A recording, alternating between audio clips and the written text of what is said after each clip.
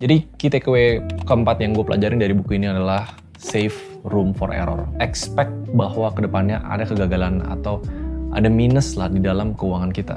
And it's okay. Analoginya kayak pajak belajar, bukan fine, bukan denda. Nah tapi sebenarnya menurut gue ya, yang paling penting itu karena gue di tahap ini, yaitu tahap kelima. Key takeaway 5 adalah when is enough. Berapa itu cukup untuk kita. Sebenarnya kita semua tuh punya life expectancy atau ekspektasi terhadap hidup yang kita mau tuh beda-beda. Ada yang pengen sederhana, ada yang pengen mewah, dan lain-lain.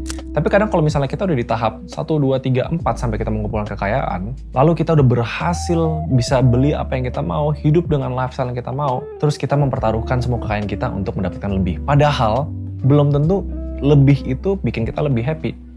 Belum tentu kekayaan yang lebih itu bisa bikin kita lebih terpenuhi hidupnya. Ada quote-nya, mencari uang yang kita nggak butuh, akhirnya meresikokan uang yang kita sebenarnya butuh. Buku ini ngereferensi ada namanya Rajat Gupta. Dia tuh orang yang dari nol, dari orang yang slums lah. Tapi dia grinding sampai di umur 40 dia berhasil jadi CEO-nya McKinsey. Itu perusahaan yang luar biasa gede. Dan di tahap itu dia punya net worth atau kekayaan $200 juta. Itu tuh uang yang siapapun tuh udah bisa hidup dengan nyaman, bahkan berapa keturunan. Tapi akhirnya dia nggak tahu when is enough. Dan dia mengebet 200 juta itu dan melakukan hal ilegal, yaitu insider trading. Dari sana dia masuk penjara selama 2 tahun, dia kehilangan banyak banget dari kekayaannya dan dia kehilangan reputasi dan lainnya, sampai akhirnya sekarang bisa nggak dia dapetin lagi sampai berapa juta itu? Belum tentu bisa.